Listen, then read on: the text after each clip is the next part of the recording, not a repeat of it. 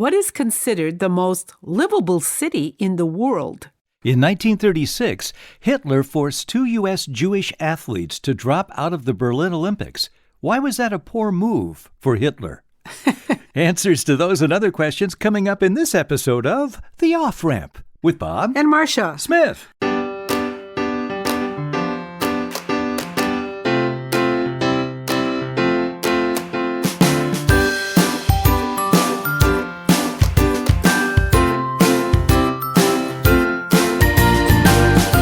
Welcome to The Off-Ramp, a chance to slow down, steer clear of crazy, take a side road to sanity, and have a good half hour of trivia. And here we are, Marsh, once again. What is considered the most livable city in the world? I'm sure this changes probably every so many years. Well, this got it 2 years in a row. Oh, really? In this hemisphere? Is it in the Western Hemisphere? North or South America? No. No. All right, the most livable city in the world. It got over 99 points out of 100 from The Economist Okay. Global Livability Index. Have I been to this place? We both have together. London. No. Paris. No. Amsterdam. No. Vienna. Yes. Vienna, Austria. No Yes. kidding. Yes. In 2019, for 2 years in a row, the Austrian capital scored over 99 points out of 100 on the Economist Global Livability Index. And the annual report assesses more than 30 factors across 5 key areas: stability, healthcare, culture and environment, education, and infrastructure. Wow, I would have never known that. No, I would have guessed it was one like Amsterdam or something like that. But remember when we were talking about our river trip and I said how much I enjoyed Vienna? Yeah, and the music and everything. And Yes. the new and the old city. You're right. Yeah. Absolutely. It was gorgeous. Well, let's go back to Europe. And this is a question about the Berlin Olympics of 1936. In that Olympics, Adolf Hitler forced 2 U.S. Jewish athletes to drop out of the race because they were considered inferior human beings. Why was that a bad move for Hitler? It's just a bad move. Well, Hitler made a lot of bad moves, Bob. But what can I say about these two? Because they were the winners, or they played independently and won? Or? It's because who took their place? The 2 American Jews, runners Martin Glickman and Sam Stoller, were replaced in the 400-meter relay by 2 black Americans who were even faster runners, Ralph Metcalf and Jesse Owens. Oh, Jesse Owens, yeah. And look what we did. Just love people that are so right, don't you? Jeez, just makes me crazy. Okay, Bob, where did the term honeymoon first come from? The term honeymoon. Seems like this goes back to Roman times or something. Everything goes back to Roman times, but this is the 5th century, actually. Oh, okay. So I guess it had something to do with honey and a moon. I don't know how those two fit in together, but tell me. Well, back in the good old 5th century, cultures represented calendar time with what? Moon cycles. Okay. Right? Yeah, sure. So back then, a newlywed couple drank mead. It was a form of honey during their first moon of marriage. It usually was supplied by the bride's father. Oh. And mead is a honey-based, heavily alcoholic drink believed to have aphrodisiac qualities. So you get married, and over the honeymoon period, they didn't go anywhere. They just drank the honey, the mead for a month. The honey-based alcoholic drink. So you can see how your first month might be sweet. And drunk and crazy and full of sex because, they wanted to have more people. Offspring is what they wanted. Yeah. Well, that's very good. Honeymoon. So the honey's from the mead, and the moon is the month, the first month. The mead, yeah. So when they say a honeymoon won't last more than a month, it probably didn't. It didn't. And while most couples today travel on their honeymoon to be alone, it wasn't always that way. The British couples in the 19th century used their honeymoon to go on a bridal tour where the pair traveled to visit friends and family who could not attend the wedding ceremony. Huh. So that's what they used to do in the early 19th century. Which is a sweet idea, I think. Yeah. Well, I have moved into the realm of Marcia and have some you lucky man. Animal questions for you, Marcia. All right. This animal, take a listen now, lives in every ocean but the polar regions. Yeah. It can live 80 years. It can dive 3,000 feet. It can swim as far as 9,000 miles a trip and uses the Earth's magnetic field to navigate. What is it? What animal is it? Do you want a hint? Of course. It's not a fish.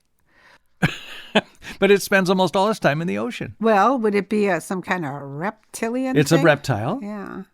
Can turtles dive that far? Yes, it is a sea turtle. The same kind of turtles that were in the movie Finding Nemo. Remember that? Finding turtles. And they can last as long as 80 years. They can breathe air, of course, but they can remain submerged for hours at a time, and leatherback sea turtles can dive up to 3,000 feet. See, that part, that's what threw me off. My first thought was turtles, but when you said diving, I didn't know they could do that. Okay, now here's 2 more facts, all right? All right. They have been documented migrating incredible distances. Sea turtles, one was tracked traveling more than 9,000 miles from Baja California to Japan. Wow. Now, why would they go that far? Well, remember in Finding Nemo, our source of all geographic splendor, that the turtles rode the currents right. under the ocean currents. Yeah. Well, the point, though, here I'm making is why would they do that? Because female sea turtles always return to the beach where they hatched whenever it's time to lay their own eggs. So they may have hatched somewhere and traveled for 20 years, and then they have their own babies, and they go back to that original place. Yeah. And how do they navigate? They use the Earth's magnetic fields. They found this out because researchers generated magnetic fields in the lab, and they demonstrated that they have the ability to detect it and use it as a way to orient themselves. And they did this. They started tracking these little turtles. They were tiny little turtles when they're born, but they've become huge quickly. Yeah. And there's a breakthrough in tracking sea turtles, and it deals with fake fingernails. Oh, you thwart me, Bob. All right.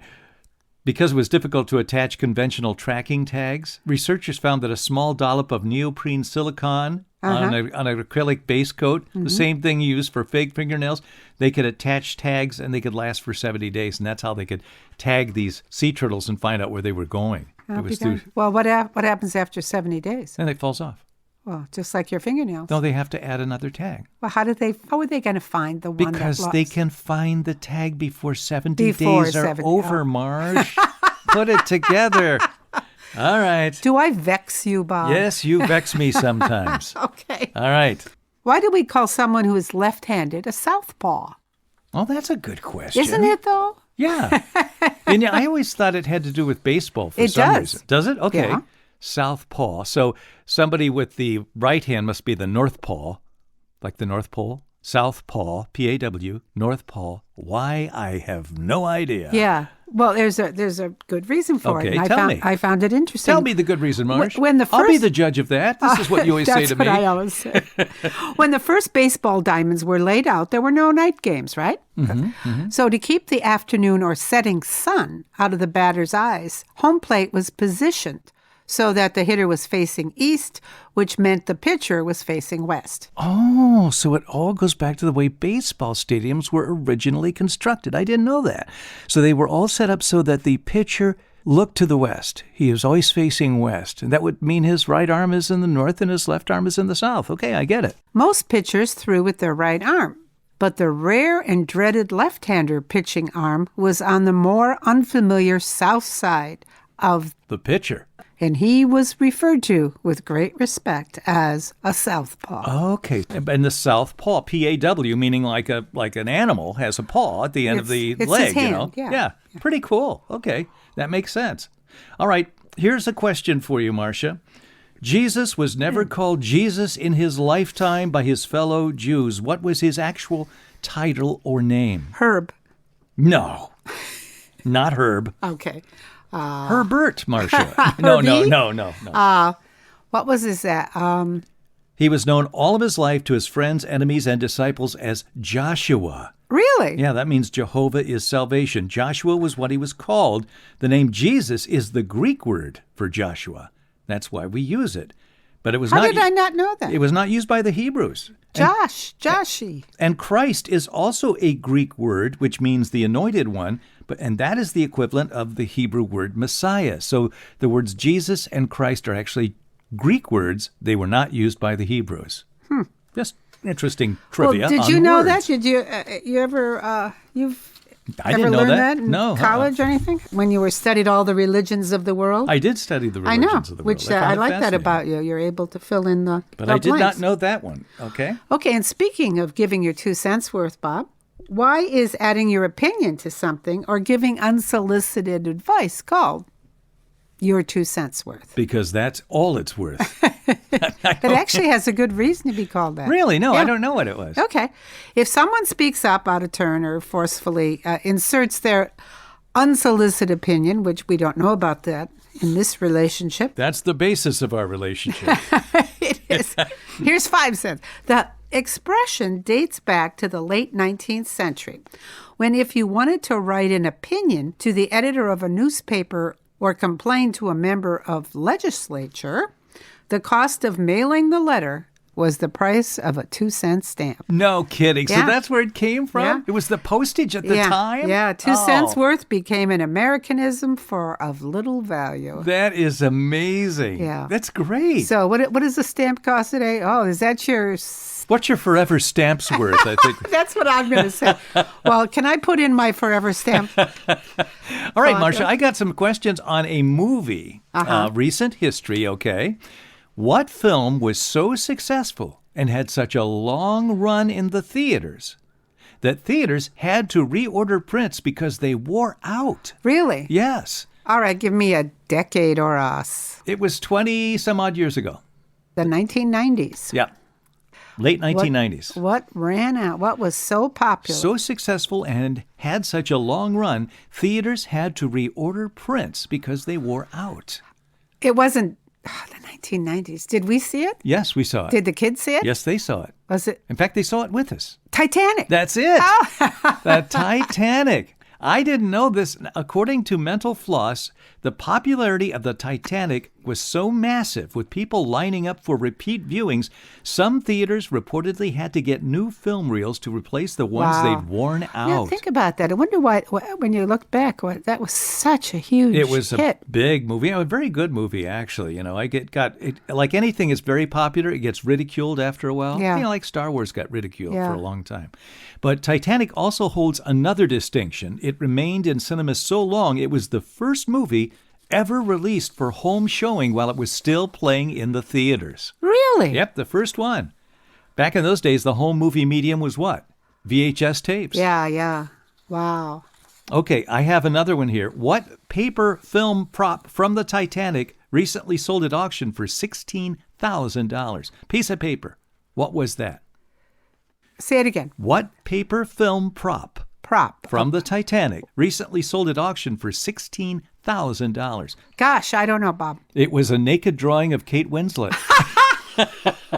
You know, that was one of the drawings that Leonardo DiCaprio's character supposedly drew. Yeah. of Rose. Well- And it showed Kate wearing nothing but that heart of the ocean necklace. And it was Yeah. sold by Premier Props Auction House in 2011. The identity of the buyer and the final price were never released publicly, but the highest known bid was $16,000. Well, and the drawing was done by director James Cameron, not Leonardo. Really? Yeah, he was an artist did it? too. Well, Yeah. he by himself. He's is, a very good artist, apparently. Is a famous person. So Yeah. actually, that wasn't stupid money. You know, like you go buy salt and pepper from some set. That's actual art. Yes. And had some And value. related specifically to something in the film, Yeah. too. So, well, that's very cool. More questions about the Titanic coming up. Okay, good.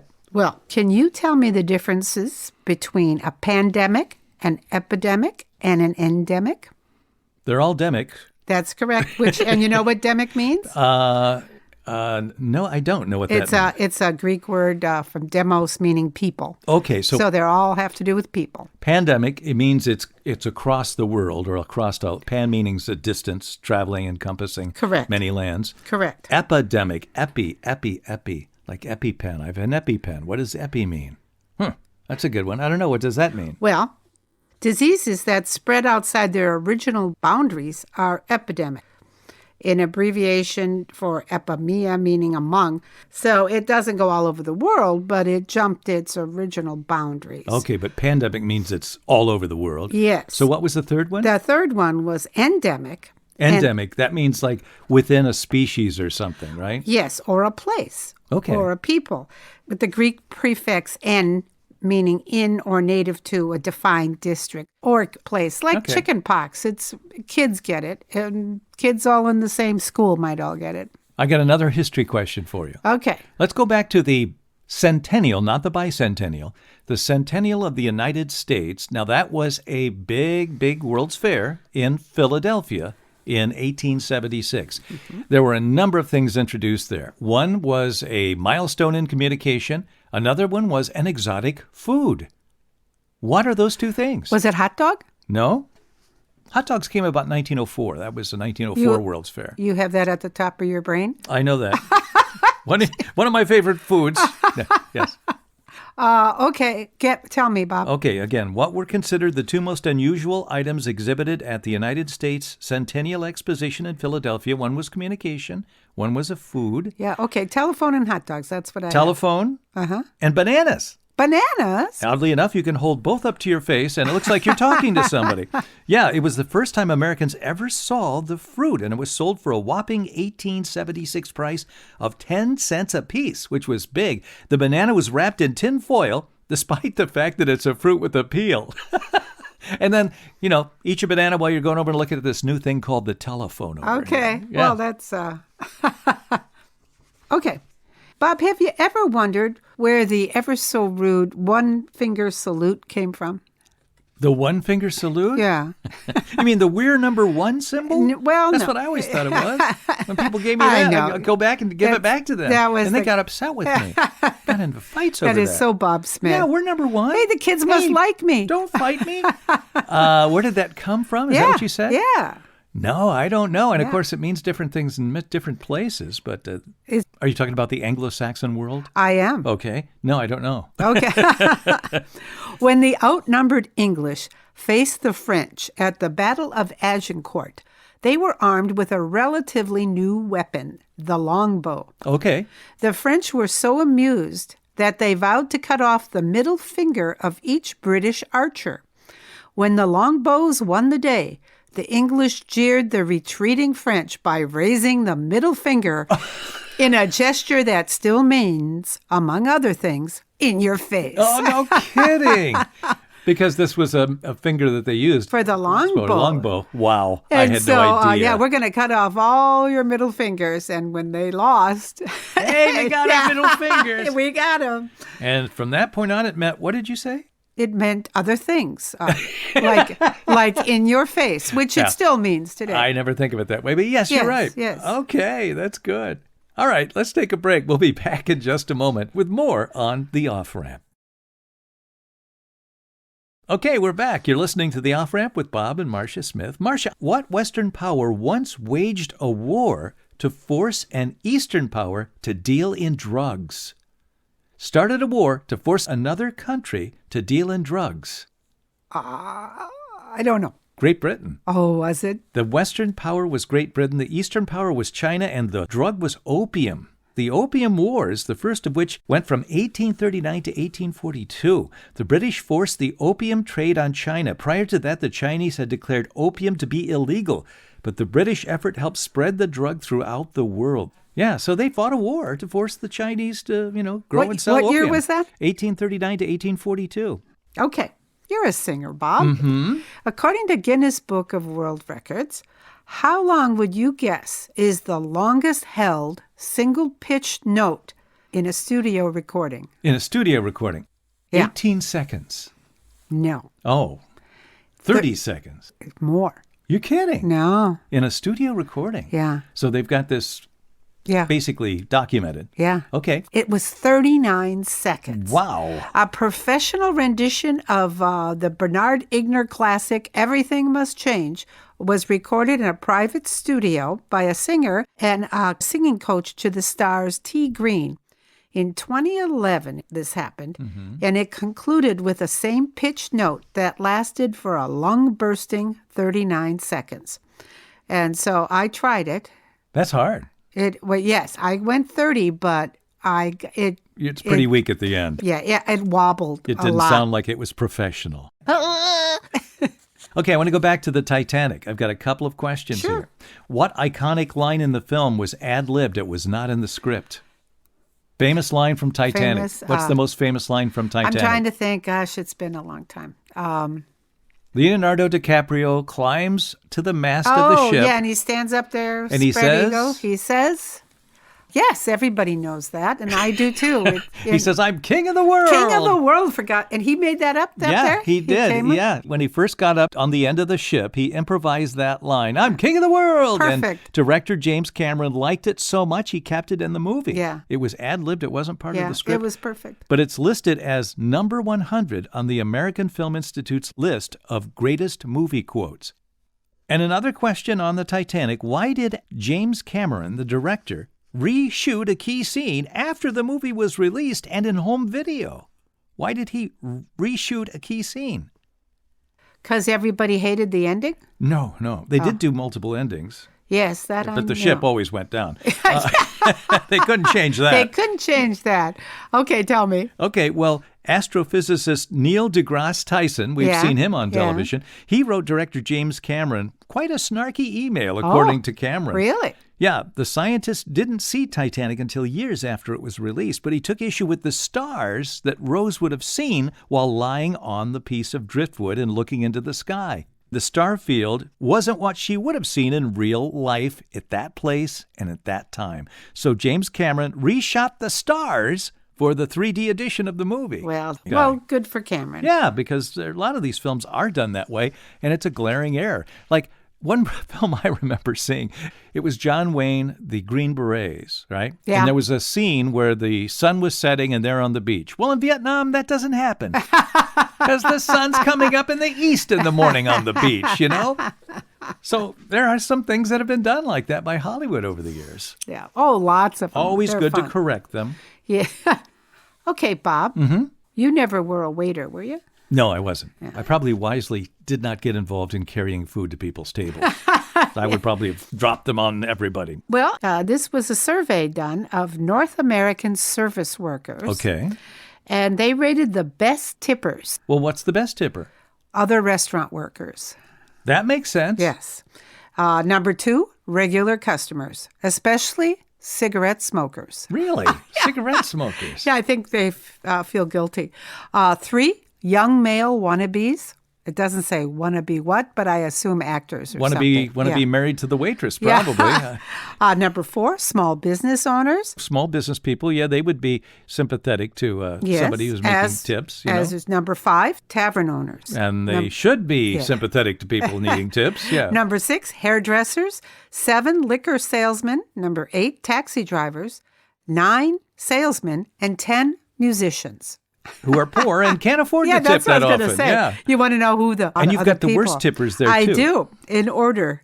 Number 1, the worst tippers, senior citizens. Really? Yeah. Oh, that's bad. Number 2, people between 21 and 24. Yeah, that's just ignorance. Yeah.